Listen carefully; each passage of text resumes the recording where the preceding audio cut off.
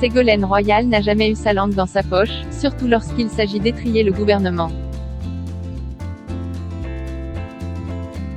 Alors qu'elle a officialisé sa candidature aux prochaines élections sénatoriales, l'ancienne candidate à la présidentielle a notamment évoqué la situation de la France depuis le début de la crise sanitaire. Comme à son habitude, elle n'a pas mâché ses mots.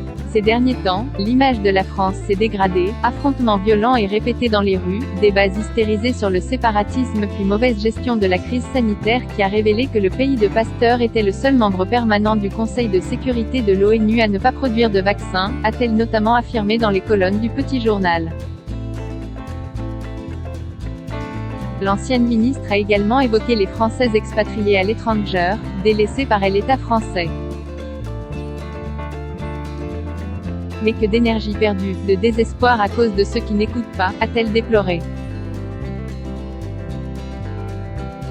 Ce n'est pas la première fois que Ségolène Royal ne manque pas de pointer du doigt les actions ou inactions du gouvernement en place. Il y a quelques mois, elle avait réagi sur BFM TV après la fermeture des librairies, en déclarant « C'est tellement choquant par rapport au signal sur la culture.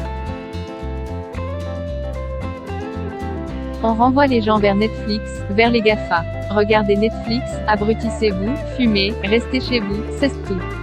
Et surtout, ne lisez pas. » Macron et Castex en prennent pour leur grade, Ségolène Royal n'épargne personne, et Emmanuel Macron et Jean Castex en ont chacun pris pour leur grade. Après avoir interpellé le président sur Twitter, l'ex-compagne de François Hollande s'était dite déçue par le Premier ministre en novembre dernier, après la fermeture des commerces de proximité et des rayons non essentiels des grandes surfaces. Déçue par le refus d'écouter de Jean Castex ce que je pensais plus proche des gens, avait-elle tranché.